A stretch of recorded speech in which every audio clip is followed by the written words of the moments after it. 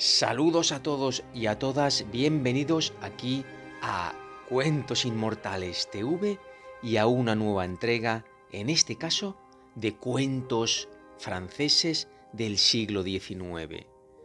Mirad, aquí en este canal tenéis subidos cantidad de cuentos franceses.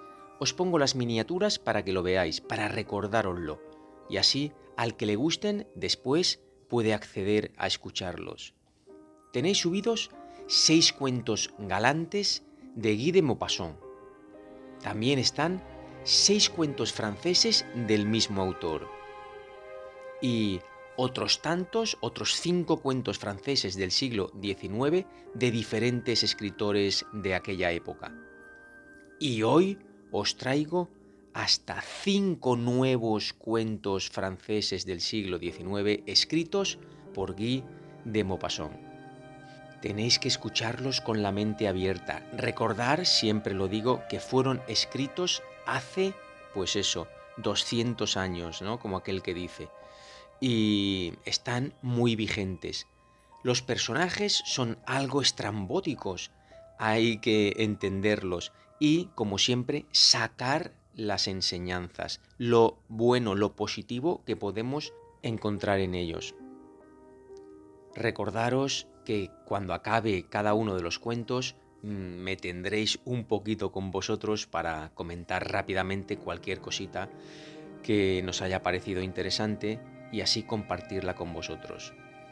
Espero que os guste, que sea de vuestro agrado. Como siempre también os digo, mil gracias por escucharme, por estar ahí detrás de la cámara en este caso. Dejadme vuestros comentarios, por favor, que siempre son bien avenidos. Os mando un super beso y espero de verdad que disfrutéis de este precioso vídeo. Y sin más dilación, comencemos.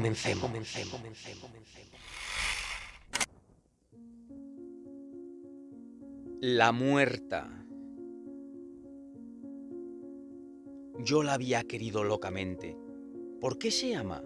¿No es algo extraño no ver ya en el mundo más que a un ser, no tener en la mente más que un pensamiento, en el corazón más que un deseo y en la boca más que un nombre? Un nombre que sube sin cesar, que sube como el agua de un manantial, de lo profundo del alma, que sube a los labios y que se dice, se repite, se murmura sin descanso por todas partes como una plegaria.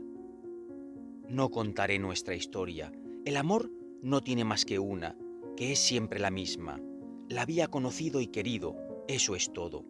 Y durante un año viví en su afecto, entre sus brazos, en sus caricias, en su mirada, en sus trajes, en sus palabras, envuelto, atado, aprisionado por todo cuanto venía de ella, de un modo tan completo que no sabía ya si era de día o de noche, si estaba vivo o muerto, si estaba en nuestra vieja tierra o en otra parte. Y he aquí que se murió. ¿Cómo? No lo sé, ya no lo sé. Volvió a casa empapada una noche de lluvia y al día siguiente tosía. Tosió durante una semana aproximadamente y guardó cama. ¿Qué pasó? Ya no lo sé. Los médicos venían, extendían recetas, se iban, traían medicinas. Una mujer se las hacía tomar. Tenía las manos calientes, la frente ardiente y húmeda, los ojos relucientes y tristes. Yo le hablaba, ella me respondía. ¿Qué nos dijimos? Ya no lo sé. Lo he olvidado todo, todo. Se murió. Recuerdo perfectamente ese ligero resuello tan débil. El último. La enfermera dijo, ¡ah! Lo comprendí, lo comprendí.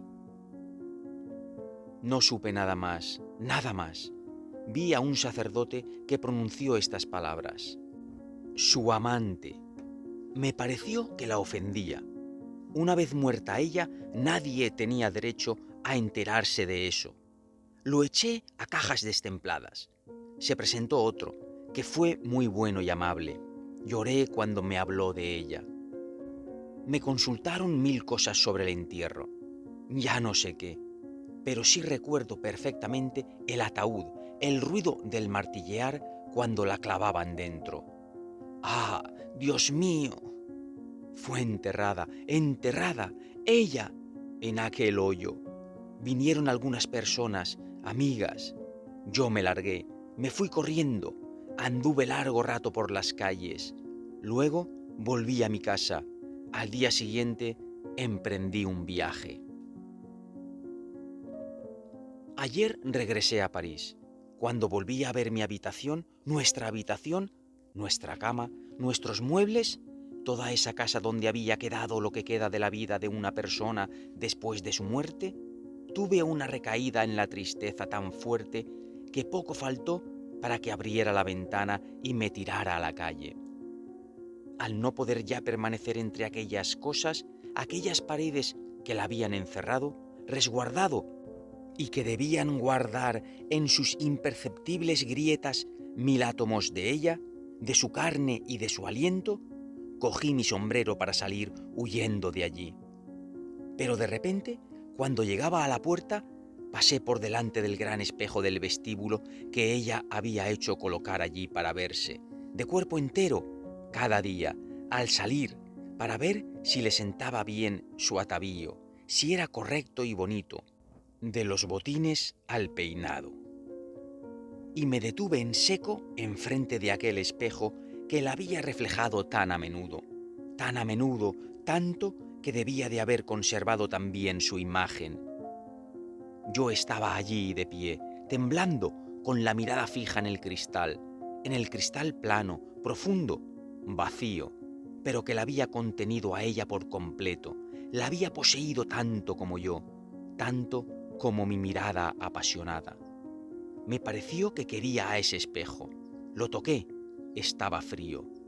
¡Oh, el recuerdo! ¡El recuerdo! Espejo doloroso, espejo abrasador, espejo viviente, espejo horrible, que hace sufrir todas las torturas. Dichosos los hombres cuyo corazón, como un espejo en el que resbalan los reflejos y se borran, olvida todo cuanto lo ha llenado, todo cuanto ha pasado por delante de él, todo cuanto se ha contemplado y observado en su afecto, en su amor. ¡Qué doloroso! Salí y a mi pesar, involuntaria, inconscientemente, me dirigí hacia el cementerio. Encontré su tumba muy sencilla, una cruz de mármol con estas palabras: amó, fue amada y murió. Ella estaba allí, allí debajo, podrida. ¡Qué horror! Me puse a sollozar con la frente en tierra. Me quedé así un largo rato. Luego me di cuenta de que se acercaba la noche. Entonces un deseo extraño, loco, un deseo de amante desesperado se apoderó de mí. Quise pasar la noche cerca de ella, la última noche, llorando sobre su tumba. Pero me verían y me echarían. ¿Qué podía hacer? Fui listo. Me puse en pie y comencé a vagar por esa ciudad de desaparecidos. Andaba y andaba. Qué pequeña es esa ciudad en comparación con la otra, esa donde se vive. Y sin embargo, cuánto más numerosos que los vivos son los muertos. Nosotros necesitamos casas altas, calles, mucho espacio para las 4 generaciones que miran la luz del día al mismo tiempo, que se beben el agua de las fuentes, el vino de las viñas y se comen el pan de los llanos. Y para todas las generaciones de muertos, para toda la cadena humana que llega hasta nosotros, casi nada, un simple campo, casi nada. La tierra se los reapropia, el olvido los borra. Adiós. Al fondo del cementerio habitado vi de repente el cementerio abandonado, aquel donde los antiguos difuntos acaban por mezclarse con la tierra, donde hasta las cruces se pudren, donde mañana se colocará a los recién llegados. Está lleno de rosas silvestres, de negros y vigorosos cipreses, un jardín triste y hermosísimo alimentado de carne humana. Yo estaba solo, totalmente solo. Me agazapé contra un árbol verde, me escondí totalmente detrás de él, entre esas ramas recias y oscuras. Esperé agarrado al tronco como un náufrago a un pecio. Cuando fue noche oscura, muy oscura, dejé mi refugio y eché a andar despacio, a paso lento, con sigilo, por la superficie de aquella tierra llena de muertos. Anduve errante mucho rato, mucho, mucho. No la encontraba, con los brazos extendidos, los ojos abiertos, topándome con las tumbas con las manos, con los pies, con las rodillas, con el pecho, incluso con la cabeza. Andaba sin encontrarla. Toqué, palpé como un ciego que busca su camino. Palpé piedras, cruces, verjas de hierro, coronas de cristal, coronas de flores marchitas. Yo leía los nombres con mis dedos, paseándolos por encima de las letras. ¡Qué noche! ¡Pero qué noche! No la encontraba. No había luna. ¡Qué noche! Tenía miedo, un miedo espantoso en esos estrechos senderos, entre dos filas de tumbas. Tumbas, tumbas y más tumbas. Siempre tumbas. A derecha e izquierda, delante de mí, a mi alrededor, por todas partes tumbas. Me senté encima de una de ellas, pues ya no podía andar de tanto como se me aflojaban las rodillas. Oía latir mi corazón. También oía otra cosa. ¿Qué? Un ruido confuso indecible.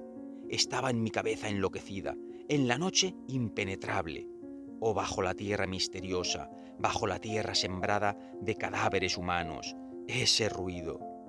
Miraba alrededor de mí. ¿Cuánto tiempo permanecí allí? No lo sé. Estaba paralizado por el terror. Estaba ebrio de espanto, presto a gritar, presto a morir. Y de repente me pareció que la lápida de mármol sobre la que me hallaba sentado se movía. Indudablemente se movía, como si la hubieran levantado. De un salto me lancé sobre la tumba vecina y vi, sí, vi la losa que acababa de abandonar alzarse toda derecha. Y apareció el muerto, un esqueleto desnudo que con su espalda encorvada la empujaba.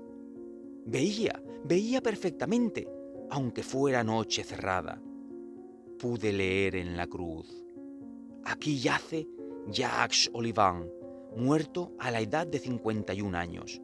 Quería a los suyos, fue honesto y bueno, y murió en la paz del Señor. Ahora también el muerto leía lo que había escrito en su tumba. Luego cogió una piedra del camino, una piedrecilla cortante, y se puso a raspar con cuidado las letras. Las borró por completo, lentamente, mientras miraba con sus ojos vacuos el lugar en que hacía un momento estaban grabadas. Y con la punta del hueso, que había sido su dedo índice, escribió con letras luminosas como esas líneas que se trazan en las paredes con el cabo de una cerilla. Aquí yace Jacques Olivan, muerto a la edad de 51 años. Con sus duras palabras apresuró la muerte de su padre, de quien quería heredar, torturó a su mujer, atormentó a sus hijos, engañó a sus vecinos, robó cuanto pudo y murió en la miseria. Cuando hubo terminado de escribir, el muerto, inmóvil, contempló su obra.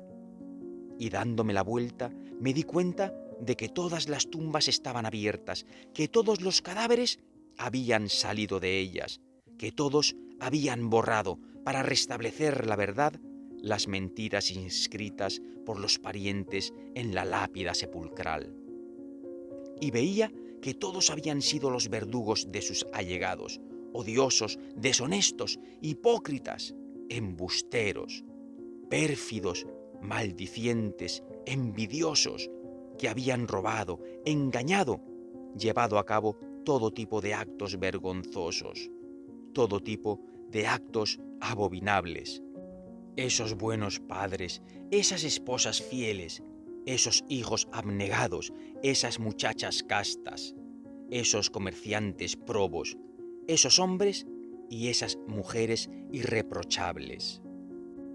Escribían todos al mismo tiempo, en el umbral de su morada eterna, la cruel, terrible y santa verdad que todo el mundo ignora o finge ignorar sobre la tierra. Pensé que también ella debía de haberla escrito sobre su tumba, y ahora ya sin temor, corriendo en medio de los féretros entreabiertos, en medio de los cadáveres, en medio de los esqueletos, fui hacia ella, seguro de encontrarla enseguida. La reconocí de lejos, sin ver el rostro envuelto por el sudario, y en la cruz de mármol, donde hacía poco decía «Amó, fue amada y murió», entonces leí: «Tras haber salido un día para engañar a su amante, cogió frío bajo la lluvia y se murió». Al parecer, me recogieron desvanecido al despuntar el día junto a una tumba.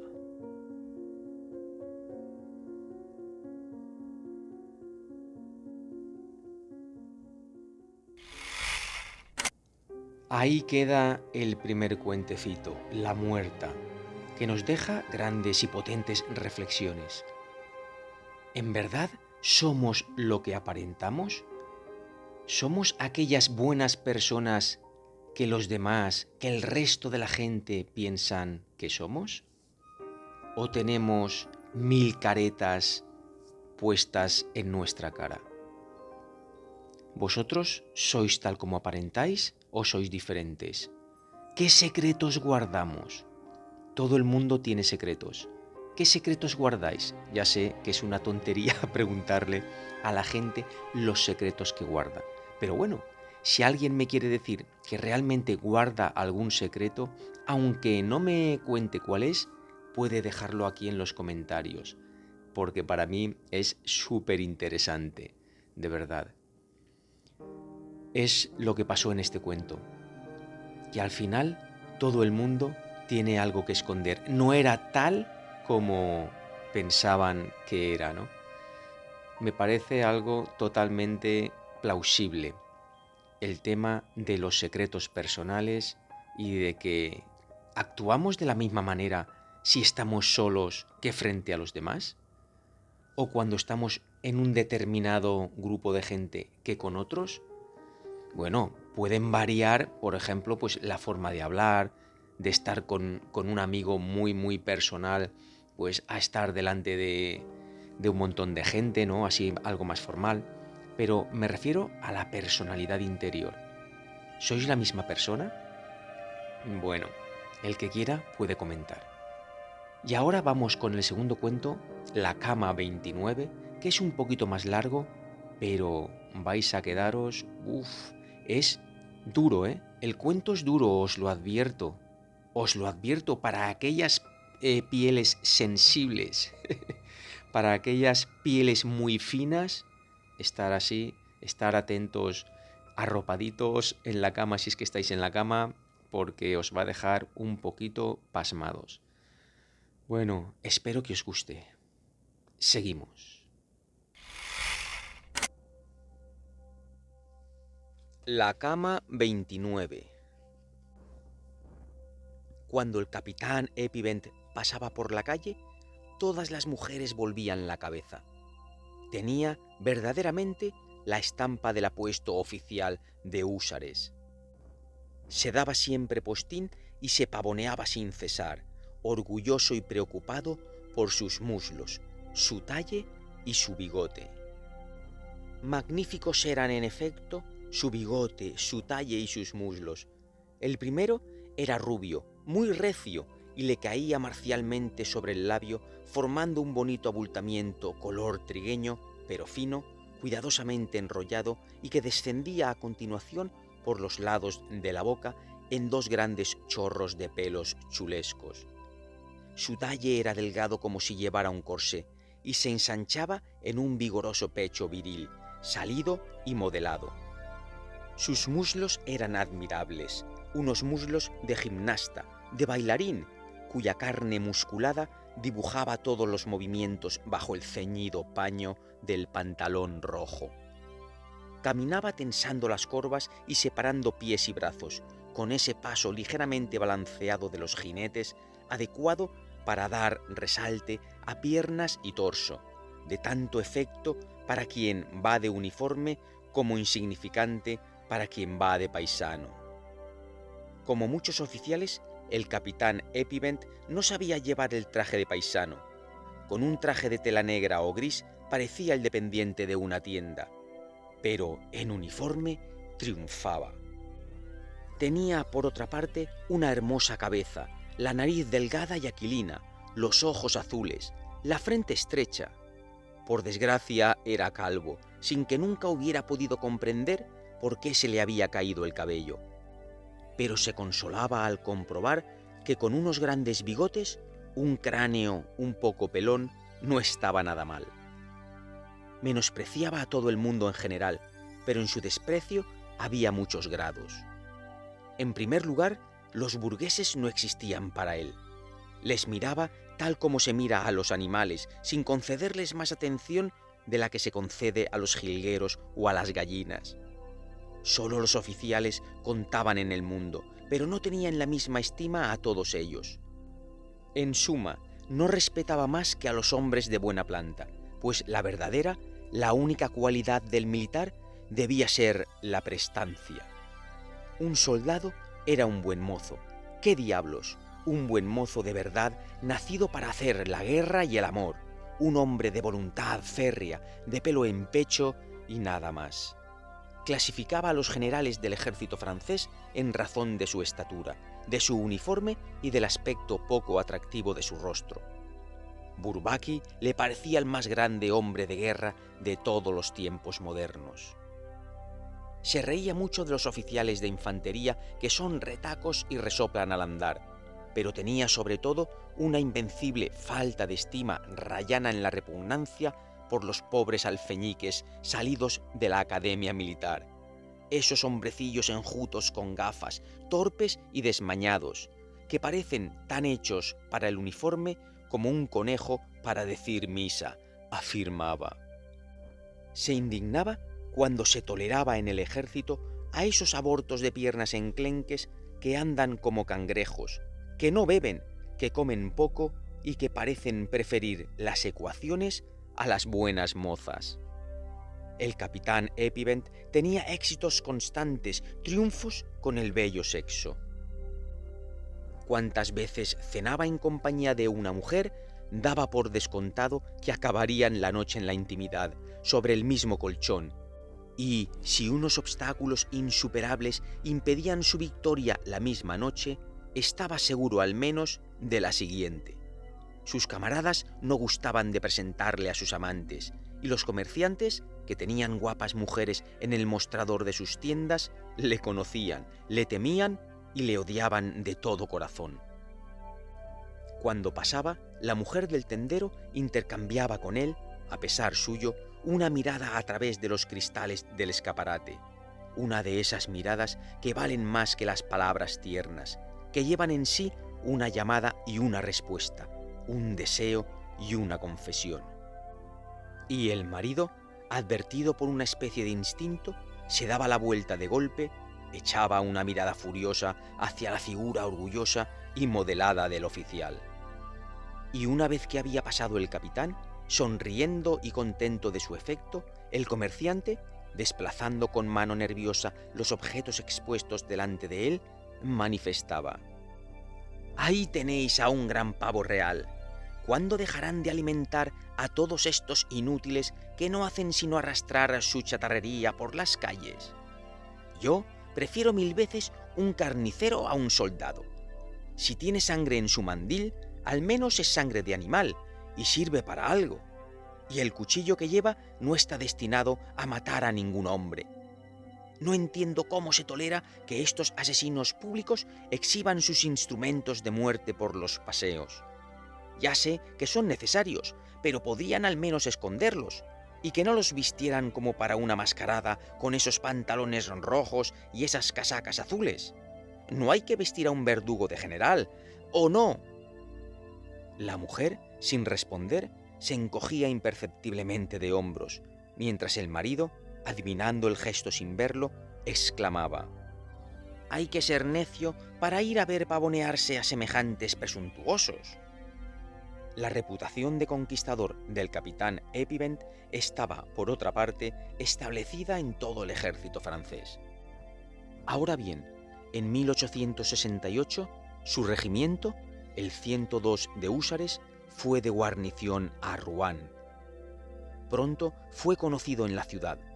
Aparecía todas las tardes, a eso de las 5, en el Paseo Vaudeville, para tomar un ajenjo en el Café de la Comedia. Pero antes de entrar en el establecimiento, procuraba darse una vuelta por el paseo para exhibir sus muslos, su talle y su bigote. Los comerciantes ruaneses, que también se paseaban con las manos tras la espalda, preocupados por sus negocios y hablando de las subidas y bajadas de los precios, le echaban sin embargo una mirada y murmuraban: «¡Caramba! ¡Qué buena planta tiene este hombre!». Luego, cuando supieron quién era, añadían: «Vaya, pero si es el capitán Epivent, es cierto que es un buen mozo». Las mujeres, al encontrárselo, hacían un curioso movimiento de cabeza, una especie de estremecimiento de pudor, como si se hubieran sentido débiles o desnudas ante él. Bajaban un poco la cabeza con una sombra de sonrisa en los labios, un deseo de que las encontrara fascinantes y de recibir una mirada suya. Cuando se paseaba con un camarada, éste no dejaba nunca de murmurar con unos envidiosos celos cada vez que veía repetirse el mismo flirteo: «¡Menuda suerte que tiene, diablos, este Epivent!». Había, entre las mantenidas de la ciudad, una pugna, una competencia para ver quién se lo llevaba. Iban todas a las 5, la hora de los oficiales, al Paseo Vaudeville, arrastrando sus faldas, de dos en dos, de un extremo al otro del paseo, mientras, también de dos en dos, tenientes, capitanes y comandantes arrastraban sus sables por la acera antes de entrar en el café. Ahora bien, una tarde, la bella Irma, la amante, decían, del señor Templier Papon, el rico industrial, hizo parar su coche enfrente de la Comedia y tras bajar fingió ir a comprar papel o a encargar unas tarjetas de visitas al impresor, al señor Poulard, para pasar por delante de las mesitas de los oficiales y lanzar al capitán Epivent una mirada que significaba: «Cuando usted quiera», de un modo tan inequívoco que el coronel Pont, que estaba tomándose un licor verde con su teniente coronel, no pudo dejar de rezongar: «¡Qué condenado! ¡Menuda suerte que tiene ese bribón!». La frase del coronel fue repetida, y el capitán Epivent, emocionado por esta aprobación superior, pasó al día siguiente, en informe de gala y varias veces seguidas, por debajo de las ventanas de la Hermosa. Ella lo vio, se mostró, sonrió. Esa misma noche era su amante. Se exhibieron, dieron el espectáculo, se comprometieron mutuamente, orgullosos ambos de semejante aventura. Muchos se comentaban en la ciudad los amores de la bella Irma con el oficial. Solo el señor Templier Papon los ignoraba. El capitán estaba radiante de gloria y repetía en todo momento: «Irma acaba de decirme que... Irma me decía esta noche... Ayer, cenando con Irma...». Durante más de un año paseó, ostentó, desplegó en Rouen este amor, como una bandera arrebatada al enemigo. Se sentía crecido por esta conquista, envidiado, más seguro del porvenir, más seguro de la cruz tan deseada, pues todo el mundo tenía los ojos puestos en él, y basta con estar en primer plano de la actualidad para no ser olvidado. Pero he aquí que estalló la guerra y el regimiento del capitán fue uno de los primeros en ser mandado a la frontera. La despedida fue penosa, duró una noche entera. Sable, pantalón rojo, kepis, dormán, caídos del respaldo de una silla al suelo. Las faldas, las enaguas, las medias de seda, desparramadas, también caídas, mezcladas con el uniforme, sobre la alfombra, la habitación puesta patas arriba como después de una batalla. Irma, enloquecida, con los cabellos alborotados, echaba desesperada los brazos al cuello del oficial, estrechándole y luego dejándole para rodar por el suelo, derribando muebles, arrancando los galones de los sillones, mordiendo sus patas, mientras que el capitán, muy conmovido, pero torpe para el consuelo, repetía: «Irma, mi pequeña Irma, no hay nada que hacer, es mi deber». Y de vez en cuando, con la yema del dedo, se secaba una lágrima que le había asomado en un ojo. Se separaron al despuntar el día. Ella siguió en coche a su amante hasta la primera parada, y en el momento de la separación le besó casi delante del mismo regimiento, lo que fue juzgado muy delicado, muy decoroso y muy apropiado, y sus compañeros fueron a darle la mano al capitán diciéndole: «Dichoso de ti, esa pequeña tenía corazón». Se veía en ello hasta algo de patriótico. Durante la campaña, el regimiento fue sometido a dura prueba. El capitán tuvo un comportamiento heroico, recibió finalmente la cruz y una vez terminada la guerra, volvió a la guarnición de Rouen. Apenas hubo llegado, pidió noticias de Irma, pero nadie supo darle razón de ella. Según algunos, se había entregado a una vida alegre con el Estado Mayor prusiano. Según otros, había vuelto con sus padres, campesinos de la zona de Yvetot. Mandó incluso a su ordenanza al pueblo para consultar el registro de defunciones. El nombre de su amante no figuraba en él. Sintió una gran tristeza que exhibía. Atribuía su desventura al enemigo, culpando a los prusianos que habían ocupado Rouen de la desaparición de la joven, y decía: «En la próxima guerra, esos bribones me las pagarán». Ahora bien, una mañana, cuando entraba en el comedor de oficiales a la hora de comer, un recadero, un viejo con blusón, tocado con una gorra de tela encerada, le entregó un sobre.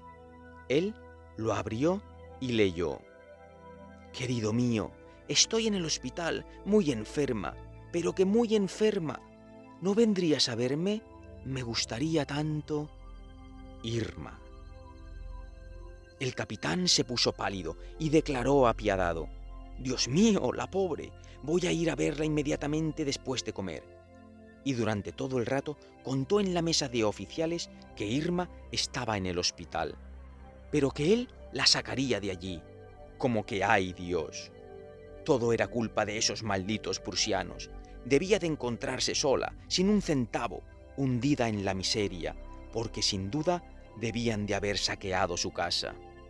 ¡Ah, los muy cerdos! Todo el mundo estaba emocionado escuchándole. Apenas hubo metido su servilleta enrollada en la anilla del servilletero, se levantó y tras descolgar su sable del perchero, sacando pecho para parecer más delgado, se ciñó el cinturón y se encaminó a paso ligero hacia el hospital civil. Pero en la puerta del edificio, donde esperaba entrar inmediatamente, se le impidió tajantemente el paso y hasta tuvo que ir a ver a su coronel, a quien le explicó su caso y del que consiguió unas palabras por escrito para el director. Este, tras haber hecho hacer antesala un buen rato al apuesto capitán, le entregó finalmente una autorización con un saludo frío y desaprobador. Desde la misma puerta se sintió incómodo en aquel asilo de miseria, sufrimiento y muerte. Un mozo de servicio le guió. Iba de puntillas, para no hacer ruido, por los largos corredores en los que flotaba un poco agradable olor a moho, a enfermedad y a medicamentos. Solo un murmullo de voces turbaba a ratos el gran silencio del hospital. A veces, por una puerta abierta, el capitán percibía un dormitorio común, una fila de camas con las sábanas realzadas por las formas de los cuerpos. Algunas convalecientes, sentadas en sillas a los pies de la cama, vestidas con un uniforme de tela gris y una cofia blanca, estaban cosiendo. Su guía se detuvo de repente delante de una de esas galerías llenas de enfermos. Sobre la puerta se leía, en grandes caracteres, sifilíticas. Una enfermera estaba preparando un medicamento en una mesita de madera en la entrada. «Lo llevaré», dijo ella, «está en la cama 29». Y echó a andar delante del oficial. Luego le indicó una yacija. «Allí es». No se veía nada más que el abultamiento de las mantas. La cabeza misma estaba escondida debajo de las sábanas. Por todas partes se alzaban de las camas rostros pálidos y asombrados que miraban el uniforme, rostros de mujeres jóvenes y viejas que parecían todas feas y vulgares en su modesta camisa del hospital. El capitán, agitadísimo, llevando en una mano el sable y en la otra el kepis, murmuró: «¿Irma?». Hubo un gran rebullicio en la cama y asomó el rostro de su amante, pero tan cambiado, fatigado y demacrado, que no la reconocía. Jadeando, con la respiración entrecortada por la emoción, dijo ella: «Albert, Albert, eres tú. ¡Oh, qué bien, qué bien!». Y se le inundaron de lágrimas los ojos. La enfermera trajo una silla. «Siéntese, señor». Él se sentó y miró el rostro pálido, tan mísero, de aquella joven a la que había dejado tan lozana y hermosa. Dijo: «¿Qué has tenido?». Ella respondió toda llorosa: «Ya has visto lo que dice en la puerta», y ocultó sus ojos con el orillo de su sábana. Él prosiguió, confuso y avergonzado: «¿Cómo cogiste eso, mi pobre niña?». Ella murmuró: «Fueron esos cerdos de los prusianos, me forzaron y me contagiaron». No encontraba nada más que añadir. Él la miraba y daba vueltas a su kepis sobre sus rodillas. Las otras enfermas le miraban y él creía sentir un olor a podredumbre, olor a carne pasada y a infamia en aquel dormitorio común lleno de muchachas contagiadas por la innoble y terrible enfermedad. Ella murmuraba: «No creo que me salve, el médico dice que es muy grave». Luego, viendo la cruz en el pecho del oficial, exclamó: «Oh, te han condecorado. ¡Cuánto me alegro! ¡Cuánto me alegro! Oh, si pudiera besarte». Un escalofrío de miedo y de repugnancia recorrió la piel del capitán solo de pensar en aquel beso. Ahora tenía ganas de irse, de estar al aire libre, de no volver a ver a esa mujer. Sin embargo, permanecía allí, sin saber cómo hacer para levantarse, para decirle adiós, y balbuceó: «¿No te cuidaste?». Una llama cruzó por los ojos de Irma. «No, quise vengarme aun a costa de palmarla, y también les contagié a todos, a todos, a todos los que pude. Mientras estuvieron en Rouen no me cuidé». Él declaró con tono incómodo en el que se traslucía un poco de alegría: «En eso hiciste bien». Ella dijo animándose, con las mejillas encendidas: «Oh, sí, morirá más de uno por mi culpa. Puedo decir que me vengué». Él repitió: «¿Hiciste bien?». Luego, levantándose, añadió: «Ahora tengo que irme, porque a las 4 tengo que ver al coronel». Ella sintió una gran emoción. «¿Ya? ¿Ya me dejas? Oh, pero si acabas de llegar». Pero él quería irse a toda costa. Dijo: «Ya ves que me he presentado enseguida, pero tengo que estar sin falta con el coronel a las 4». Ella preguntó: «¿Sigue siendo el coronel Brun?». «Sigue siendo él. Ha sido herido 2 veces». Ella prosiguió: «¿Y ha habido muertos entre tus camaradas?». «Sí, Saint-Taimon, Savange, Poli, Sapreval, Robert, de Courson, Pasafil, Santal, Caravan y Poibrin han muerto. Sael ha perdido un brazo y Corboisin ha acabado con una pierna rota. Paquet ha perdido el ojo derecho». Ella escuchaba llena de interés. Luego, de repente, balbució: «Si quieres darme un beso antes de dejarme, la señora Langlois no anda por aquí». Y a pesar del asco que le subía a los labios, los posó en aquella frente pálida, mientras ella rodeándole con sus brazos, lanzaba besos enloquecidos sobre el paño azul de su dormán. Ella prosiguió: «Dime que volverás, prométeme que volverás». «Sí, te lo prometo». «¿Cuándo? ¿Puedes el jueves?» «Sí, el jueves». «¿El jueves a las 2?» «Sí, el jueves a las 2». «¿Me lo prometes?» «Te lo prometo». «Adiós, querido mío». «Adiós». Y se fue, avergonzado, ante las miradas de todo el dormitorio común, curvando su alta estatura para empequeñecerse, y cuando estuvo en la calle, respiró. Por la noche, sus camaradas le preguntaron: «¿Cómo está Irma?». Él respondió con tono incómodo: «Ha tenido una congestión pulmonar, está muy mal». Pero un joven teniente, oliéndose algo en su expresión, fue a informarse, y al día siguiente, al entrar el capitán en el comedor de oficiales, fue recibido con una rechifla. Por fin se vengaban. Además, se enteraron de que Irma se había ido de picos pardos como una loca con el Estado Mayor prusiano, que había recorrido la región a caballo con un coronel de húsares azules y también con muchos otros, y que en Rouen era conocida como la mujer de los prusianos. Durante 8 días el capitán fue la víctima del regimiento.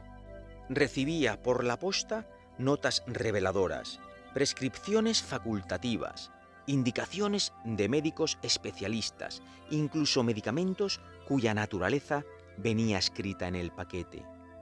Y el coronel, puesto al corriente de ello, declaró con tono severo: «Bien, bien, el capitán tenía una conocida de armas tomar. Le felicitaré por ello». Al cabo de unos 12 días fue llamado mediante una nueva carta de Irma. La abrió con rabia y no le dio respuesta. 8 días más tarde, ella le escribió de nuevo que estaba muy mal y que quería decirle adiós. Él tampoco le dio respuesta. Tras unos días más, recibió la visita del capellán del hospital. La joven Irma Pavolín, en su lecho de muerte, le suplicaba que fuese. Él no se atrevió a negarse a seguir al capellán, pero entró en el hospital con el corazón henchido de un malvado rencor, de vanidad herida, de orgullo humillado. Apenas si la encontró cambiada y pensó que se había burlado de él. «¿Qué quieres de mí?», preguntó. «Quería decirte adiós. Parece que estoy en las últimas». Él no le creyó. «Escucha, has hecho que sea el hazmerreír del regimiento y no quiero que esto continúe». Ella preguntó: «¿Qué te he hecho yo?». Él se irritó de no tener nada que responder. «No cuentes con que vuelva de nuevo aquí para que todo el mundo se mofe de mí». Ella le miró con sus ojos de mirada apagada en los que se encendía un destello de cólera y repitió: «¿Pero qué te he hecho yo? ¿Acaso no he sido amable contigo? ¿Acaso en alguna ocasión te he pedido algo? De no haber existido tú, me habría quedado con el señor Templer Papon y hoy no me encontraría aquí. No sé si ves que si alguien tiene reproches que hacer, no eres tú precisamente». Él prosiguió con tono vibrante: «No te hago ningún reproche, pero no puedo seguir viniendo a verte, porque tu conducta con los prusianos fue la vergüenza de toda la ciudad». Ella se sentó, de un impulso, en su cama. «¿Mi conducta con los prusianos? Pero ya te dije que me forzaron, y que si no me cuidé fue porque quise contagiarlos.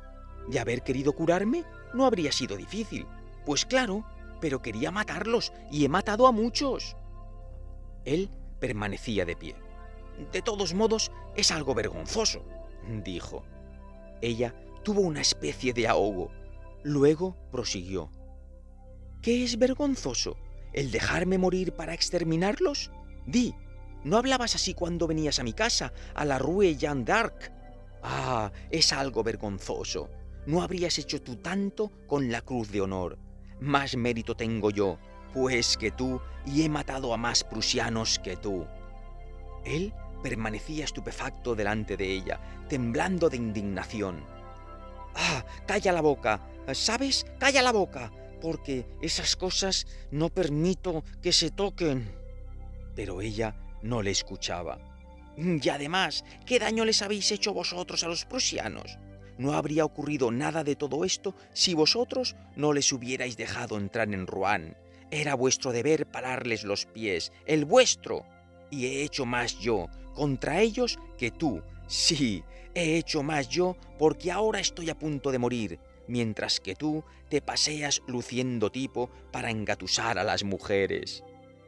En cada cama se había levantado una cabeza y todos los ojos miraban a aquel hombre en uniforme que balbuceaba.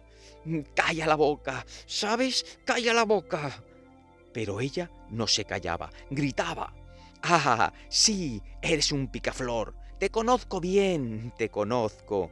Y te digo que les hice más daño yo que tú y que maté más yo que todo tu regimiento junto. Vete pues, capón». Y él se fue, en efecto, huyendo a grandes zancadas, pasando por entre las dos filas de camas donde se agitaban las sifilíticas. Y oía la voz jadeante, silbante de Irma, que le perseguía. «Más que tú, sí, yo he matado más que tú, más que tú». Bajó los escalones de 4 en 4 y corrió a encerrarse en su cuartel. Al día siguiente supo que ella había muerto.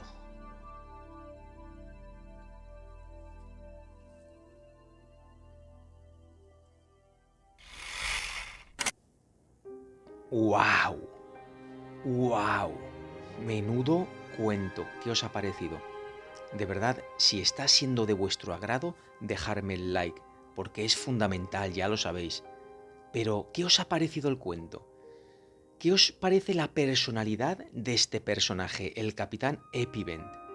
Un hombre arrogante, altanero, desaprensivo, vanidoso. Pero ¿por qué esa persona llega a comportarse así? ¿Vosotros qué pensáis? Mi humilde opinión es que todo ese tipo de persona se comporta así por culpa, entre comillas, por culpa de los demás, porque somos los demás los que los ponemos en un pedestal a ese tipo de gente, ¿no? ¡Oh, qué grande, qué guapo, qué fuerte! Somos nosotros los que ponemos en un pedestal a ese tipo de gente y entonces les damos palmaditas en la espalda y se creen que son auténticos dioses y no valen más que tú o que yo. Antiguamente, en aquella época en la que se relata el cuento, pues era con los militares, ¿no? Hoy en día, ¿con quién lo hacemos? Con los pseudofamosillos, con los deportistas, por pegarle patada a un balón ganan un dineral y encima nosotros los aplaudimos y nos ponemos a llorar. Y estamos como locos con ese tipo de gente, que yo no tengo nada contra ellos como persona, ni contra nadie. Pero somos nosotros mismos los que tenemos que poner nuestros valores encima de la mesa y saber realmente a quién aclamar y a quién no, quién realmente se lo merece. Vamos a ver, el capitán Epivent era así, pero es que todos lo miraban con unos ojos, vamos, ensalzándolo en cada paso que daba, ¿no? Y así se convirtió. Después, la inversión de roles que se da en este cuento es brutal. Inversión de roles al final, en el sentido de que la bella y dulce Irma se transforma en el verdadero soldado, ¿no? O sea, si es que es una crítica brutal de este autor a la función social del soldado y las cualidades, como decíamos, que se le atribuyen, así como a la conducta patriótica. Es una crítica brutal. Esa conducta patriótica que en este cuento queda reflejada en los roles de, claro, del hombre como militar, como fuerza y como valentía, y a la dulce y pequeña Irma, ¿no? Entonces cambian, se invierten los roles debido al arrojo que muestra Irma en defender la patria y después a la ambigüedad moral que muestra en este caso el capitán Epivent al echarle en cara a Irma su conducta debido a la sífilis. O sea, ella al final, digamos que combate más, mata, no me gusta esa palabra, pero bueno, viene al caso, mata a más soldados prusianos que él mismo y todo su ejército, solamente con el arrojo que le echa, ¿no? Por tener esa enfermedad y ser violada por los otros soldados. Pues esto no es nada, porque vienen cuentos que agarraros, como se dice aquí en mi pueblo, agarraros que vienen curvas. Seguimos con el tercero.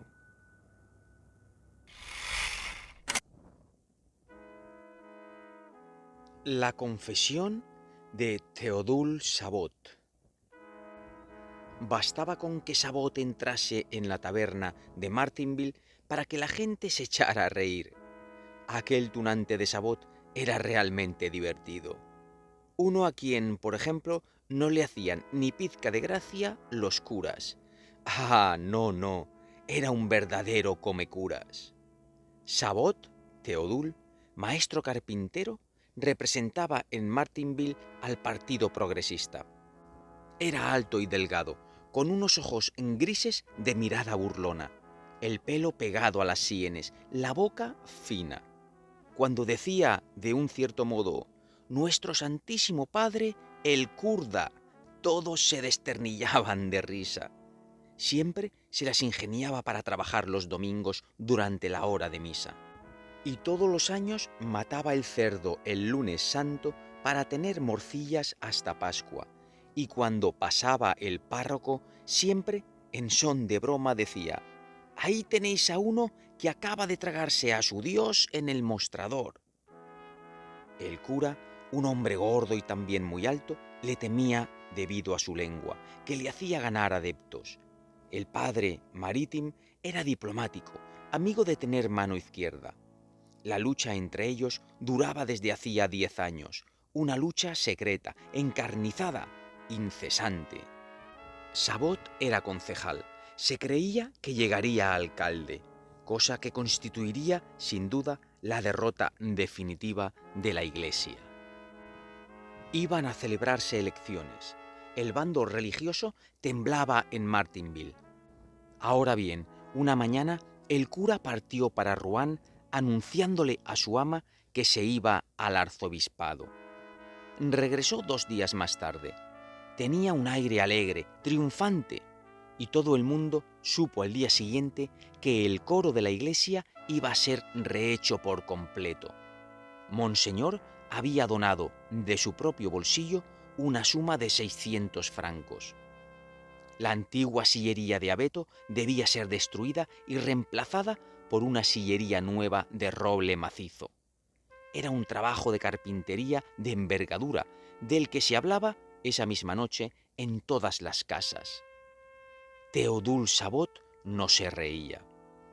Cuando salió al día siguiente por el pueblo, los vecinos, amigos o enemigos, le preguntaban en son de broma: «¿Lo harás tú lo del coro de la iglesia?». Él no sabía qué responder, pero rabiaba, echaba chispas de rabia. Los más maliciosos añadían: «Es un buen trabajo y podrá sacarse al menos de 200 a 300 francos de beneficio». 2 días después se supo que la remodelación sería encargada a Celestin Chamberlain, el carpintero de Perceville. Posteriormente, la noticia fue desmentida, para anunciarse a continuación que todos los bancos de la iglesia también serían sustituidos. Eso costaría unos 2000 francos que se pedirían al gobierno. Grande fue la emoción. Théodule Sabot ya no pegaba ojo. Nunca que recuerde memoria humana, un carpintero del lugar había llevado a cabo una tarea semejante. Luego corrió un rumor.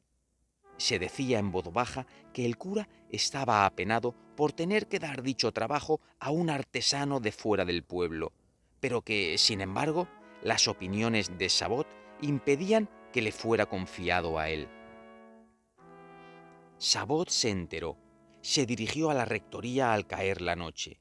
El ama le contestó que el cura estaba en la iglesia, y para allí se fue. 2 hijas de María, viejas solteras con cara de vinagre, estaban adornando el altar para el mes de María, bajo la dirección del sacerdote. Él, de pie en medio del coro, sacando su panza enorme, dirigía el trabajo de las dos mujeres que, subidas en unas sillas, colocaban unos ramos de flores alrededor del sagrario. Sabot se sentía incómodo allí dentro, como si hubiera entrado en casa de su mayor enemigo, pero el ánimo de lucro le aguijoneaba. Se acercó, gorra en mano, sin siquiera preocuparse de las hijas de María, que permanecían impresionadas, estupefactas, inmóviles sobre sus sillas. Balbució: «Buenos días, señor cura». El sacerdote respondió sin mirarle, totalmente ocupado en su altar: «Buenos días, señor carpintero». Sabot, desorientado, no encontraba nada más que decir, pero tras un momento de silencio añadió: «¿Está haciendo los preparativos?». El padre Maritim respondió: «Sí, está cerca el mes de María». Sabot añadió: «Ajá, ajá», pero luego se calló. Sentía ahora ganas de retirarse sin hablar de nada, pero una mirada lanzada al coro le retuvo. Vio 16 escaños por hacer de nuevo, 6 a la derecha y 8 a la izquierda, ocupando la puerta de la sacristía 2 plazas. 16 escaños de roble valían a lo sumo 300 francos, y dándoles un buen acabado, podían ganarse sin duda también 200 francos por el trabajo, si se daba uno maña. Entonces balbució: «Vengo por la obra». El párroco pareció sorprendido y preguntó: «¿Qué obra?». Sabot, desconcertado, murmuró: «La obra que hay que hacer». Entonces el sacerdote se volvió hacia él y le miró a los ojos. «¿Se refiere usted a la renovación del coro de mi iglesia?». Ante el tono adoptado por el padre Maritim, Théodule Sabot sintió que un escalofrío le recorría el espinazo y volvió a tener unas imperiosas ganas de largarse a toda prisa. Sin embargo, respondió con humildad: «Pues sí, señor cura». Entonces el padre cruzó los brazos sobre su gran panza y, como fulgurado por el estupor, dijo: «¿Pero cómo? ¿Usted? ¿Usted? ¿Usted, Sabot, viene a pedirme eso? ¿Usted, el único impío de la parroquia? Pero si sería un escándalo público. Monseñor me echaría una reprimenda y quizá hasta me trasladaría». Respiró unos segundos, luego prosiguió con tono más calmo: «Comprendo que le resulte penoso ver un trabajo de esta envergadura confiado a un carpintero de una parroquia vecina, pero no puedo hacer otra cosa que... a menos que... Pero no, imposible, no aceptaría usted nunca. No hay, sin embargo, otra forma». Sabot estaba mirando ahora la fila de bancos que se extendía hasta la entrada. Caray, si hubiera que cambiar también todo eso. Y preguntó: «¿De qué se trata? Diga, diga». El sacerdote respondió con firmeza: «Haría falta una prueba clara y patente de su buena voluntad». Sabot murmuró: «No digo que no, no digo que no. Quizá podamos llegar a un acuerdo». El párroco declaró: «Debe tomar la comunión delante de todos, en la misa cantada del próximo domingo». El carpintero se sintió palidecer. No respondió, pero preguntó: «¿Habrá que cambiar también todos los bancos?». El párroco dijo con tono seguro: «Sí, pero más adelante». Sabot prosiguió: «No digo que no, no digo que no. No es que sea yo redivitorio, puesto que, por supuesto, acepto la religión. Lo que no me gusta es la práctica, pero dadas las circunstancias, no seré refractario». Las hijas de María, que habían bajado de sus sillas, se habían escondido detrás del altar y estaban a la escucha, pálidas de la emoción. El párroco, viéndose victorioso, adoptó de repente un tono jovial, amigable: Está bien, está bien. Esto es hablar como una persona razonable. Verá, verá». Sonriendo incómodo, Sabot preguntó: «¿No se podría posponer un poco esta comunión?». Pero el sacerdote volvió a poner cara severa: «Dado que los trabajos le serán asignados a usted, quiero asegurarme de su conversión. Y prosiguió con un tono de voz normal. Venga mañana a confesarse, pues será preciso que le someta a un examen de conciencia por lo menos un par de veces. Sabot repitió. ¿Un par de veces? Sí. El sacerdote sonreía. Comprenderá usted que será necesario hacerle una limpieza general, un lavado a fondo. Así pues, le espero mañana. El carpintero, muy inquieto, preguntó. ¿Y dónde se hace eso? Pues en el confesionario. ¿En esa caja del rincón? Sí, pero es que a mí esa caja no me va. ¿Por qué? Porque no estoy acostumbrado a eso. Y soy además un poco duro de oído. El párroco se mostró condescendiente. Está bien, venga pues a la rectoría. Así estaremos los dos a solas. ¿Le parece bien? Sí, así está bien, pero su caja no. Bien, hasta mañana entonces. Después del trabajo, a las 6. Entendido, de acuerdo. Hasta mañana, padre. Y gallina el que se desdiga. Y alargó su tosca manaza sobre la que el sacerdote dejó caer ruidosamente la suya. El ruido del manotazo resonó bajo las bóvedas y fue a apagarse en el fondo, detrás de los tubos del órgano. Théodule Sabot no estuvo tranquilo durante todo el día siguiente. Sentía algo parecido al miedo que siente uno cuando tiene que ir a sacarse una muela. A cada momento le volvía a este pensamiento. Esta tarde tendré que confesarme. Y su alma turbada, un alma de ateo mal convencido, enloquecía ante el temor confuso y poderoso del misterio divino. Se dirigió hacia la rectoría tan pronto como hubo terminado su trabajo. El párroco le esperaba en el jardín leyendo su brevario por un pequeño vial. Parecía radiante y lo abordó con una risotada. «Bien, aquí estamos. Entre, entre, señor Sabot, que nadie se lo va a comer». Y Sabot pasó el primero. Balbució. «Si no le importa, preferiría despachar cuanto antes este asuntillo que tenemos entre manos». El párroco respondió. «Servidor de usted. Ahí tengo mi roquete. Deme un minuto y le escucho». El carpintero, tan agitado que ya no comprendía nada, le miraba ponerse la blanca vestidura plisada. El cura le hizo un gesto. «Arrodíllese sobre este cojín». Sabot permanecía de pie, avergonzado de tener que arrodillarse. Farfulló. «¿Es necesario?» El párroco había adoptado una actitud solemne. «Solo de rodillas podemos acercarnos al tribunal de la penitencia». Sabot se arrodilló. El sacerdote dijo: «Diga al confiteur». Sabot preguntó: «¿El qué?» «El confiteur.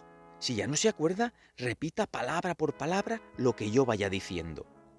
Y el párroco articuló la oración sagrada, con voz parsimoniosa, separando las palabras que el carpintero repetía.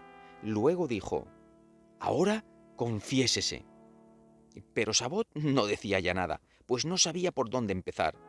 Entonces el padre Maritim vino en su ayuda.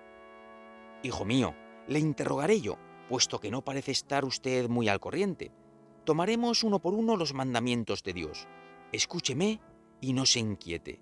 Responda con sinceridad y no tema en ningún momento irse de la lengua. Amarás a Dios sobre todas las cosas. ¿Ha amado a alguien o a algo tanto como a Dios? ¿Ha amado a Dios con todo su corazón, con toda su alma, con toda la fuerza de su amor?» Sabot sudaba por el esfuerzo mental que hacía. Respondió: «No, no, señor cura. Amo a Dios tanto como puedo».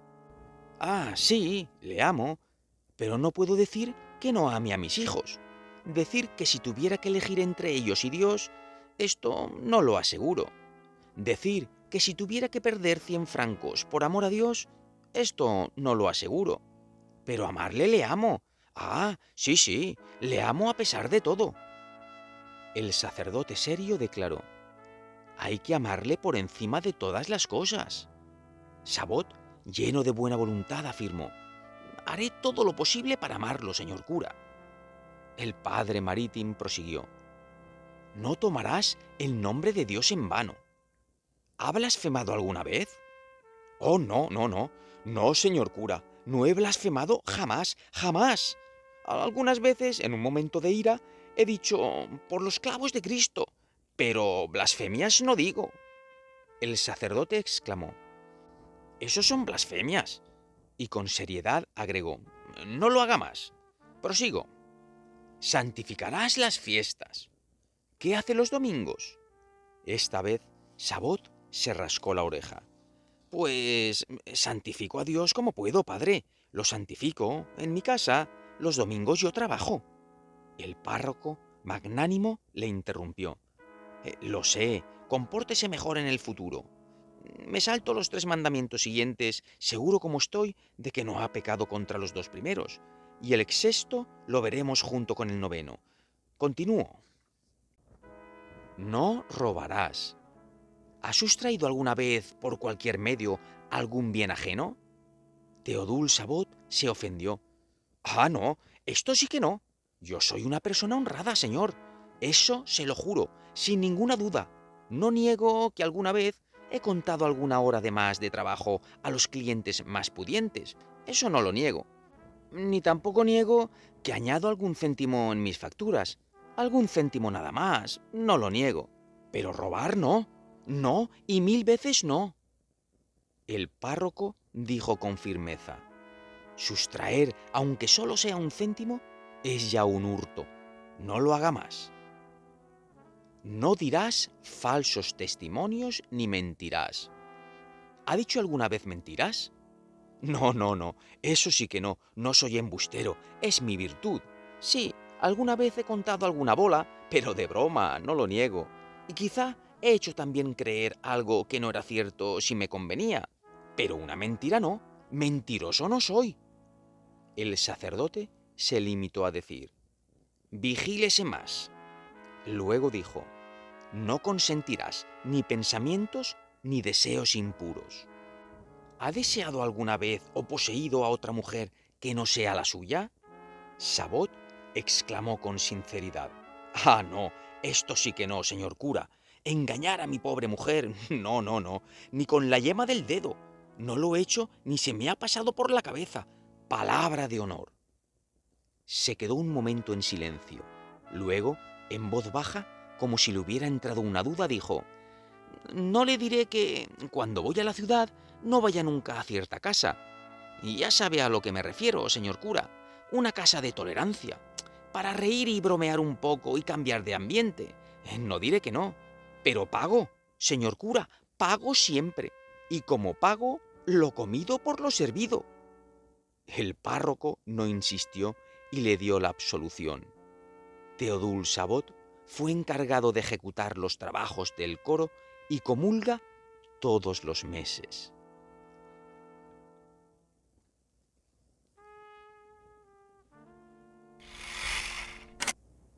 Bien, queridos oyentes, hemos llegado ya al final del tercer cuento, un cuento un poco diferente, ¿vale? Para así cambiar de tercio, un cuento en tono de humor. Sí, sí, en tono de humor, pero con grandes enseñanzas también, porque como decía Groucho Marx: «Amigo, estos son mis principios, pero si no le gustan, tengo otros». Pues eso es lo que aquí nuestro ínclito personaje hace. Cambia totalmente su manera de ser por el mísero dinero. Así es. Pero bueno, la verdad es que a mí me ha encantado este cuento. ¿Qué os ha parecido? Venga, si os está gustando, ese like, vuestro comentario, ya sabéis. Bueno, vamos a continuar. Pero ojo, porque si el del Capitán Epivent no era apto para pieles muy finas, este cuento tiene un trasfondo un tanto brutal. Escucharlo con la mente abierta, no os pongáis nerviosos y vamos a por él. ¡Atención!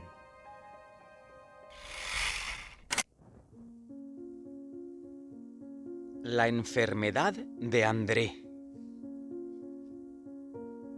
La fachada de la notaría daba a la plaza.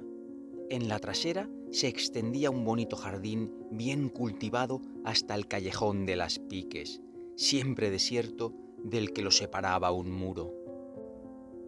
En el fondo de aquel jardín, la mujer del notario Moreau había dado cita por primera vez al capitán Somrive, que la cortejaba desde hacía tiempo. El marido se había ido por 8 días a París. Se encontraba, pues, libre durante toda la semana.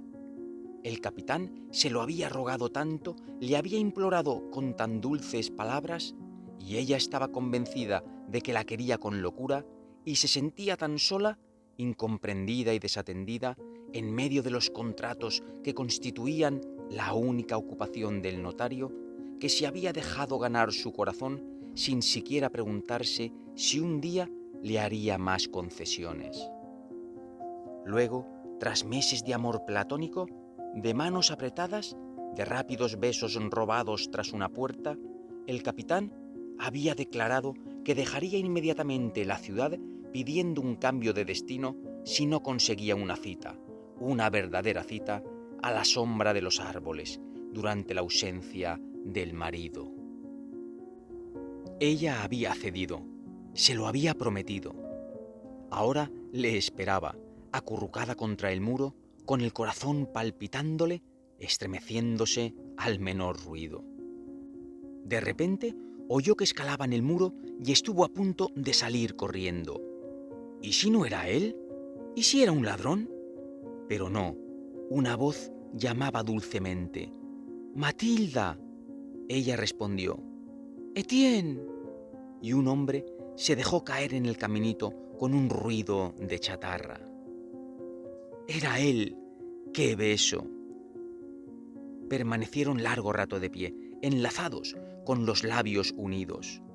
Pero de pronto se puso a lloviznar, y las gotas, deslizándose de hoja en hoja, producían en la sombra un temblor acuoso.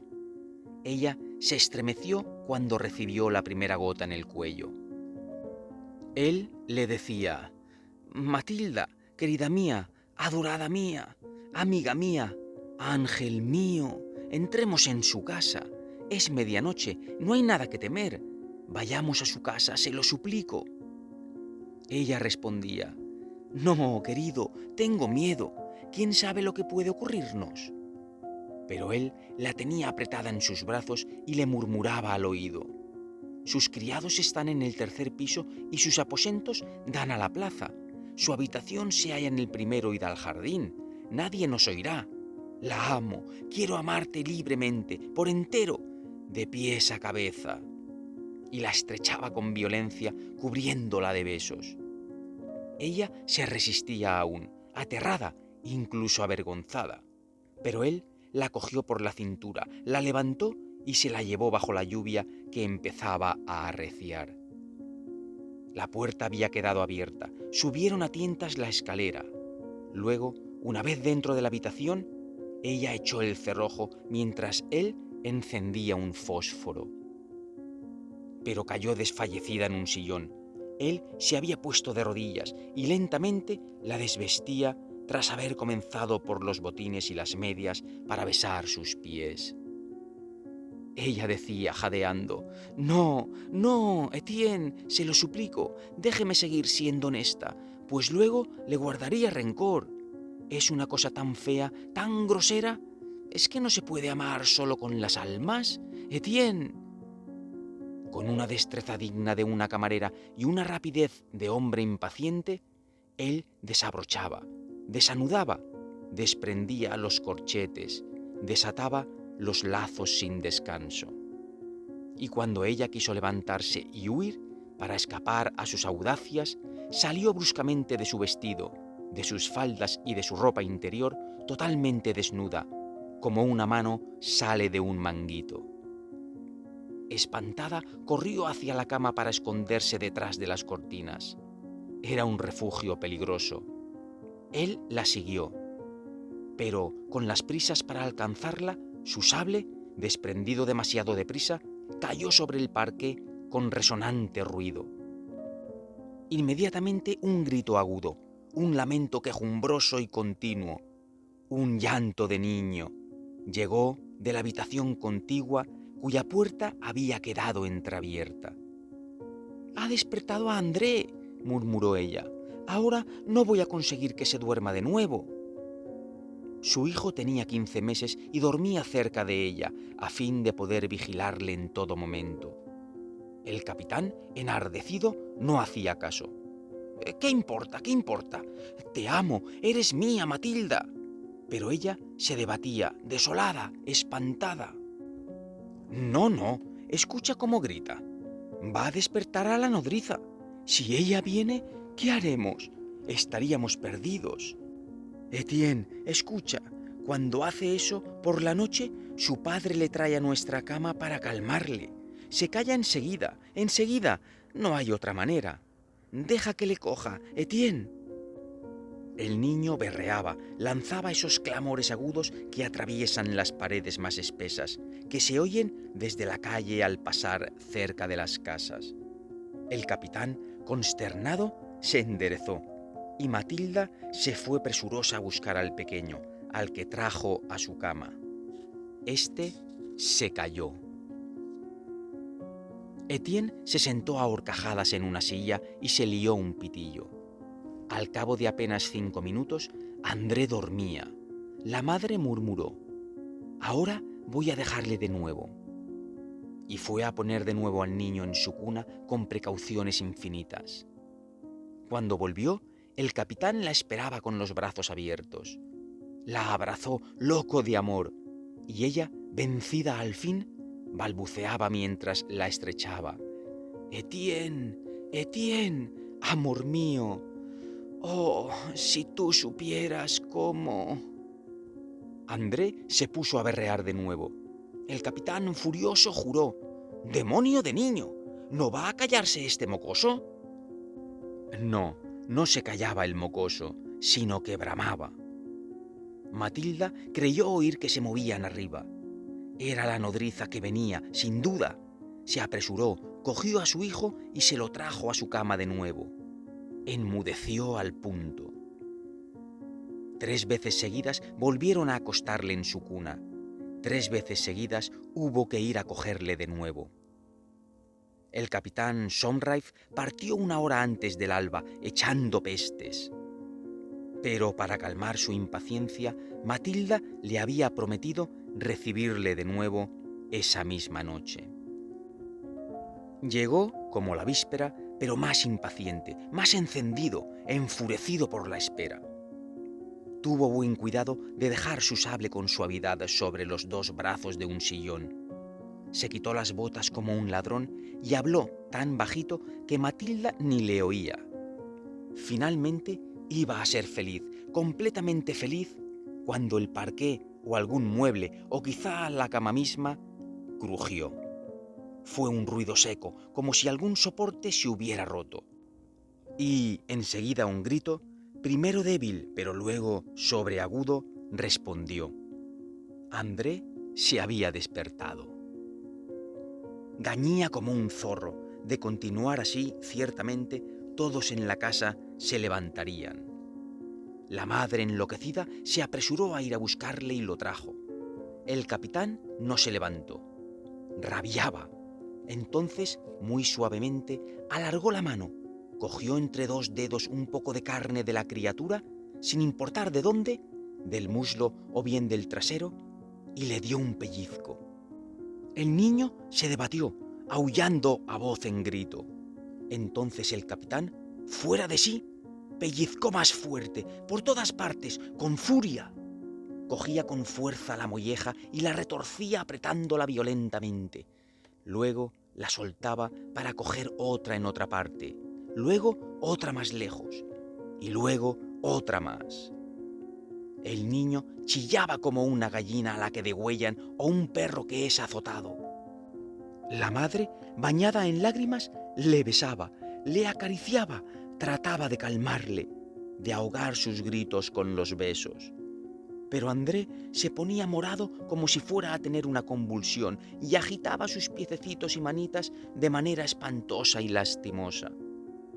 El capitán dijo con dulce voz: «Trate de llevarle de nuevo a su cuna, tal vez se tranquilice». Y Matilda se fue hacia la otra habitación con su hijo en brazos.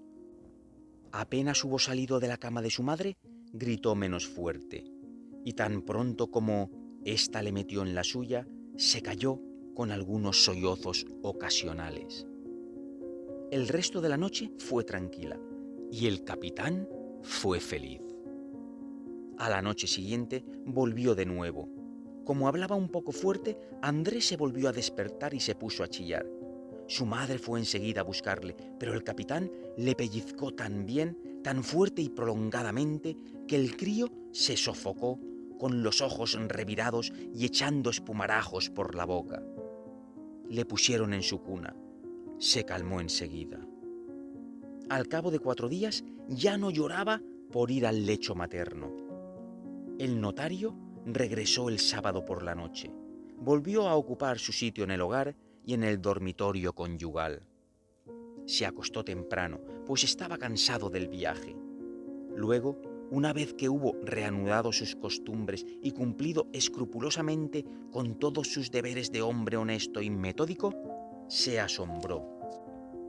Vaya, esta noche André no llora. Ve a buscarle un momento, Matilda, pues me gusta sentirle entre nosotros dos. La mujer se levantó al punto y fue a coger al niño, pero en cuanto se vio en aquella cama donde tanto le gustaba dormir solo unos días antes, la espantada criatura se retorció y se puso a gritar tan furiosamente que hubo que devolverle a su cuna. Al señor Moró no le cabía en la cabeza. Tiene gracia, pero ¿qué le pasa esta noche? ¿Tendrá sueño? Su mujer respondió: ha reaccionado siempre así en tu ausencia. No he podido cogerlo una sola vez. Por la mañana, el niño despierto se puso a jugar y a reír agitando sus manitas. El notario, enternecido, fue a besar a su retoño. Luego le levantó en brazos para llevarle al lecho conyugal. André reía, con ese asomo de sonrisa de las criaturas en las que el pensamiento es todavía vago. De repente vio la cama, a su madre dentro de ella, y su carita, feliz, se frunció, desencajada, mientras unos gritos furiosos salían de su garganta y se debatía como si le martirizasen. El padre, asombrado, murmuró: «Este niño tiene algo», y de un impulso natural le levantó la camiseta. Lanzó un «¡Ah!» de estupor. Las pantorrillas, los muslos, la cintura, todo el trasero del pequeño estaban jaspeados de manchas azuladas, grandes como monedas de un sueldo. El señor Moró gritó: «Matilda, mira esto, es espantoso». La madre, como loca, acudió corriendo. Cada una de las manchas parecía atravesada por una línea morada donde se había coagulado la sangre. Era, sin duda, alguna enfermedad espantosa y rara, un principio de una especie de lepra, de una de esas afecciones extrañas en las que la piel se torna unas veces pustulosa, como el dorso de los sapos, otras escamosa, como la de los cocodrilos. Pero Matilda, más pálida que una muerta, contemplaba fijamente a su hijo tan manchado como un leopardo. Y de repente, lanzando un grito agudo y reflexivo, como si hubiera visto a alguien que le provocara pavor, soltó: «¡Oh, el miserable!». El señor Moró, sorprendido, preguntó: «¿Eh? ¿De quién hablas? ¿Qué miserable es ese?». Ella enrojeció hasta los cabellos y balbució: «Nada, nada, ¿ves? Intuyo, es que no hay que ir a buscar al médico. Seguramente es esa miserable nodriza que pellizca al pequeño para hacerle callar cuando grita». El notario, exasperado, fue a buscar a la nodriza y poco faltó para que le atizara. Ella negó con aplomo, pero fue puesta de patitas en la calle. Y su conducta, denunciada a la municipalidad, le impidió encontrar otros empleos.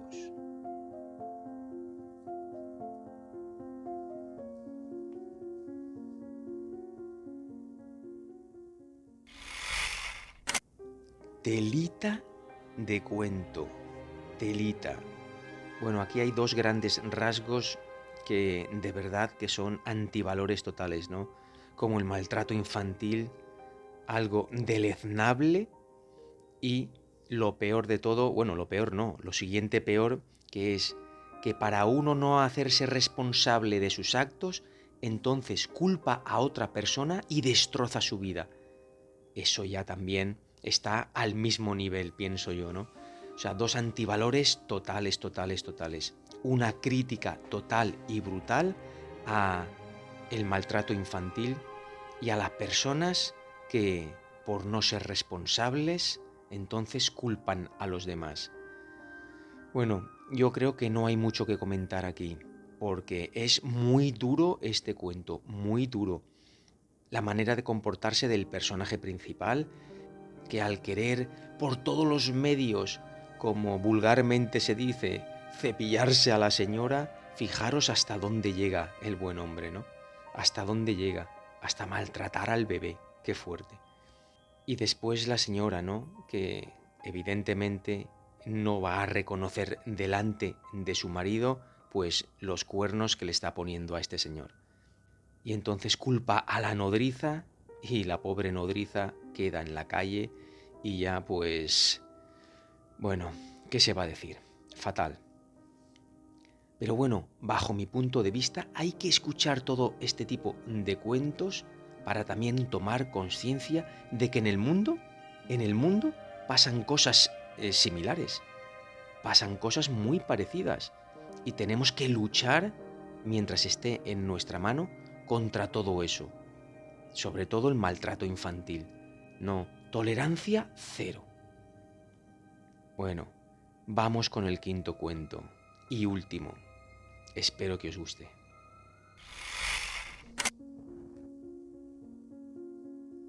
El huérfano.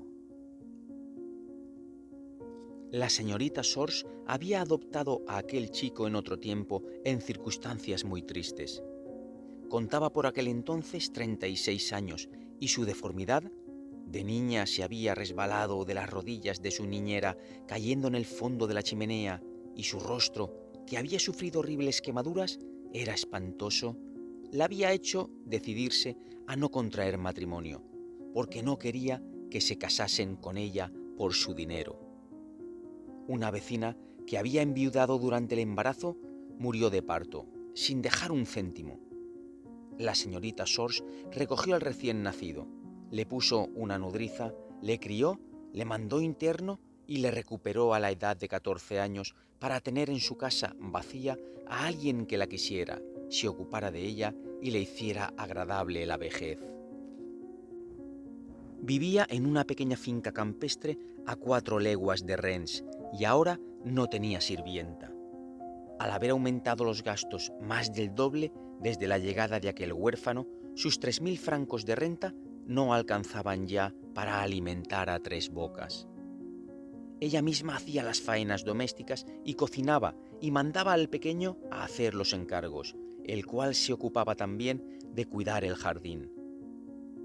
Era dulce, tímido, silencioso y amoroso, y ella sentía una alegría profunda, una alegría nueva en que él la besara, sin que pareciera sorprendido o espantado de su fealdad. La llamaba tía y la trataba como a una madre.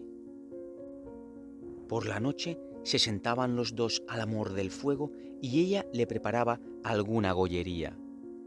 Ponía a calentar vino y tostaba una rebanada de pan, y era una deliciosa sobrecena antes de irse a la cama. A menudo le sentaba sobre sus rodillas y le cubría de caricias mientras le susurraba al oído palabras de una ternura apasionada.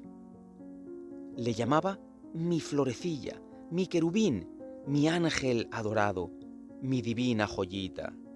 Y él se dejaba hacer complacientemente, escondiendo la cabeza en el hombro de la solterona. Por más que se acercara a los 15 años, había quedado enclenque y menudo, con un aire algo enfermizo. A veces, la señorita Sors le llevaba a la ciudad a ver a 2 parientas que tenía, primas lejanas suyas, casadas en un barrio suburbano, su única familia. Las 2 mujeres le seguían guardando rencor por la adopción del niño, a causa de la herencia, pero, pese a todo, la recibían con solicitud, esperando todavía su parte, un tercio, sin duda, si el reparto se hacía de un modo equitativo. Ella era feliz, muy feliz, ocupándose siempre de su niño. Le compró libros para cultivar su espíritu y él empezó a leer con pasión. Por la noche no se sentaba ya sobre sus rodillas para mimarla como en otros tiempos, sino que tomaba asiento enseguida en su sillita al amor del fuego y abría un libro. La lámpara, puesta en el borde de la repisa, por encima de su cabeza, iluminaba su pelo rizado y parte de la piel de su frente. No se movía ya ni levantaba la vista, ni hacía gesto alguno. Leía, enfrascado, absorbido por completo en la historia del libro. Sentada enfrente de él, ella le contemplaba con mirada ardiente y fija, asombrada de su atención, celosa, a menudo a punto de romper a llorar. Le decía de vez en cuando: «Vas a cansarte, tesoro», esperando que levantase la cabeza y fuera a abrazarla. Pero él ni siquiera respondía, pues no había oído ni entendido. Nada fuera de lo que leía en aquellas páginas le importaba. En 2 años devoró un número incalculable de libros. Su carácter cambió. Varias veces le pidió dinero a la señorita Sors y ella se lo dio, pero quería cada vez más y al final ella se negó porque era ordenada y enérgica y sabía ser razonable cuando era menester. A fuerza de súplicas, una noche logró sacarle una vez más una gran suma, pero cuando le imploró de nuevo unos días más tarde, ella se mostró inflexible y ya no cedió. Él pareció resignarse. Se volvió tranquilo como en otro tiempo. Le gustaba estarse sentado durante horas y horas sin moverse, con los ojos gachos, sumido en sus ensoñaciones. Ya no hablaba siquiera con la señorita Sors, apenas si respondía a lo que ella le decía, con frases lacónicas y precisas. No obstante, era amable con ella y estaba lleno de atenciones, pero ya no la besaba nunca. Ahora, por la noche, cuando permanecían sentados cara a cara a ambos lados de la chimenea, inmóviles y silenciosos, a veces él le daba miedo. Hubiera querido sacarle de su ensimismamiento, decir algo, cualquier cosa, con tal de salir de ese silencio espantoso como las tinieblas de un bosque. Pero él parecía no oírla ya siquiera, y ella temblaba de un terror de pobre mujer débil, cuando le dirigía la palabra durante 5 o 6 veces seguidas sin sacarle una palabra. ¿Qué tenía? ¿Qué pasaba por aquella cabeza cerrada? Cuando había permanecido así 2 o 3 horas enfrente de él, se sentía enloquecer dispuesta a huir, a escapar al campo, para evitar ese mudo y eterno estar cara a cara, y también un vago peligro que no sospechaba, pero que presentía. ¿Qué tenía? Bastaba con que ella manifestara un deseo para que él obedeciese sin rechistar. Si necesitaba algo de la ciudad, él iba enseguida. No tenía ciertamente motivos de queja de él. Y sin embargo... Pasó otro año y le pareció que en la misteriosa mente del joven se había producido un nuevo cambio. Ella lo advirtió, lo sintió, lo intuyó. ¿De qué modo? ¿Quién sabe? Estaba segura de no equivocarse, pero no habría sabido decir de qué modo los desconocidos pensamientos de ese extraño joven habían cambiado. Le pareció que hasta ese momento había sido como un hombre dubitativo, que de golpe hubiera tomado una decisión. Se le ocurrió este pensamiento una noche al toparse con la mirada de él, una mirada fija y extraña que ella no conocía. A partir de entonces comenzó a observarla de continuo, a tal punto que ella tenía ganas de esconderse para evitar esos ojos fríos clavados en ella. La miraba con fijeza durante veladas enteras, desviando solo la mirada cuando ella, agotada, le decía: «No me mires así, hijo mío». Entonces él agachaba la cabeza. Pero no bien le daba la espalda, sentía de nuevo su mirada encima de ella. Fuera donde fuese, la seguía con esa mirada obstinada. A veces, cuando paseaba por el jardincito, le descubría de repente agazapado detrás de un arbusto, como emboscado, o bien cuando se sentaba delante de la casa para zurcir unas medias y él estaba entrecavando un cuadro de hortalizas, la espiaba sin dejar de trabajar, solapada y permanentemente. Por más que le preguntaba: «¿Qué te pasa, pequeño mío? Desde hace 3 años has cambiado mucho. Ya no te reconozco. Dime qué te pasa. ¿En qué piensas? Te lo suplico». Él decía invariablemente con un tono tranquilo y cansino: «Pero si no me pasa nada, tía». Y cuando ella insistía, suplicándole: «Vamos, hijo mío, por favor, respóndeme cuando te hablo. Si supieras lo triste que me pones, no dejarías nunca de responderme y no me mirarías así. ¿Hay algo que te aflige? Dímelo, te consolaré». Él se iba con un aire cansado mientras murmuraba: «Te aseguro que no me pasa nada». No había crecido mucho, seguía teniendo un aspecto infantil, por más que sus rasgos faciales fueran los de un adulto. Eran duros, pero como inacabados. Si hubiera dicho incompleto, mal logrado, nada más que esbozado e inquietante como un misterio. Era cerrado, impenetrable. Parecía que en él se llevara a cabo sin descanso un trabajo mental, activo y peligroso. La señorita Sors sentía todo esto y no dormía ya del miedo. Se encerraba en su cuarto y atrancaba la puerta, torturada por el espanto. ¿De qué tenía miedo? No lo sabía. Miedo de todo, de la oscuridad, de las paredes, de las formas que proyectaba la luna a través de los visillos blancos de las ventanas y, sobre todo, miedo de él. ¿Por qué? ¿Qué podía temer? Si al menos lo hubiera sabido. Ya no podía seguir viviendo así. Estaba segura de que la amenazaba una desgracia tremenda. Una mañana partió a escondidas para ir a la ciudad, a casa de sus parientas. Con voz rota les contó todo. Las dos mujeres pensaron que estaba a punto de volverse loca y trataron de tranquilizarla. Decía: «Si supierais cómo me mira de la mañana a la noche, no me quita ojo de encima un solo momento. A veces me dan ganas de pedir auxilio, de llamar a los vecinos, del miedo que tengo. Pero, ¿qué podría decirles? A fin de cuentas, no hace más que mirarme». Las dos primas preguntaron: «¿Ha sido tal vez en alguna ocasión malo contigo o te contesta de malos modos?» Ella respondió: «No, nunca. Hace todo cuanto quiero. Es trabajador y ordenado. Pero yo me muero de miedo. Está tramando algo, estoy segura, segurísima de ello. No quiero seguir más con él, sola en pleno campo».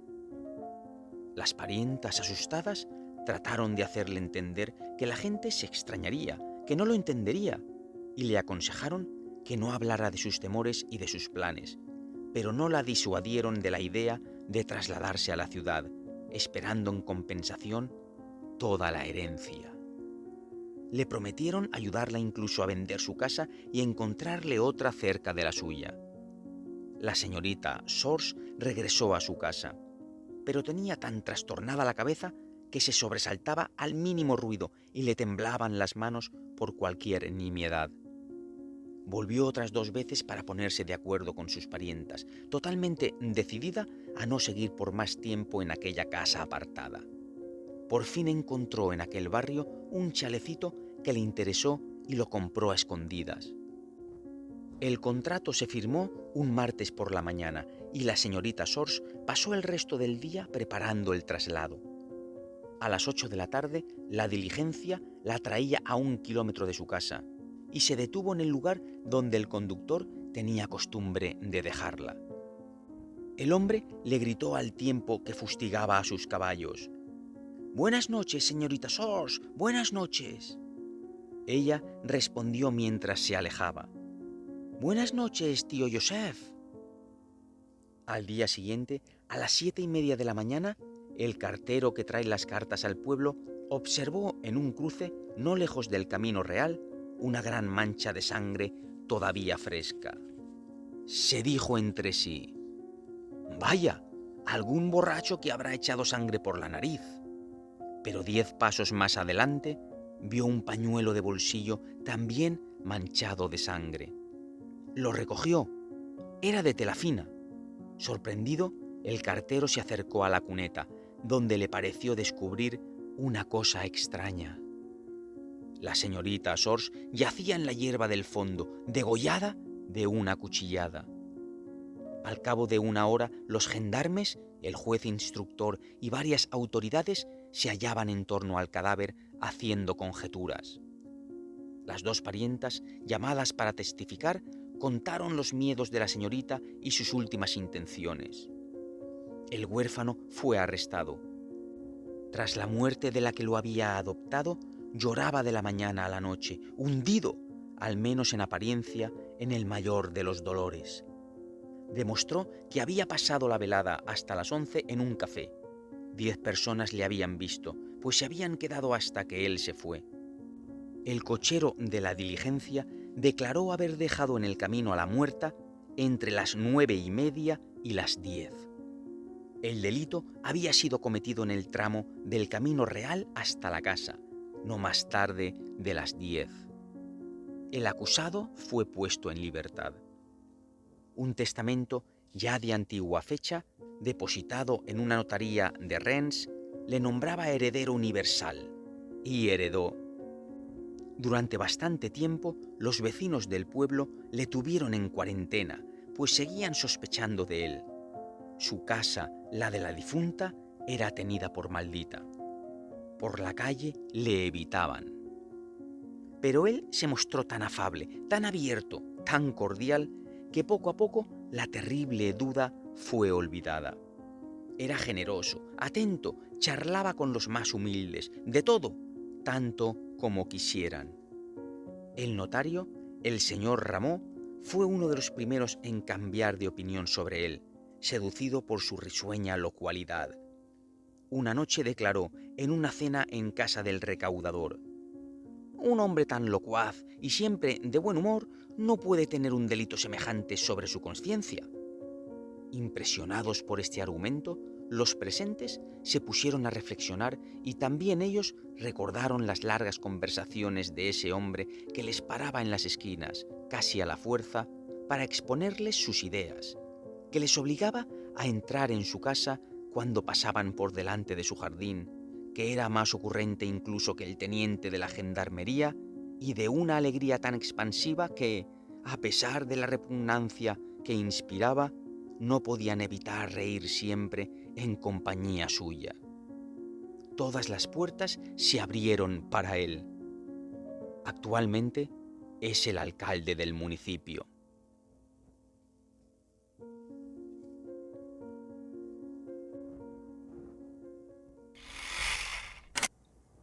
Queridísimos oyentes, hasta aquí esta preciosa o increíble o ponerle el epíteto que queráis, entrega que os he dejado hoy de cuentos franceses del siglo XIX.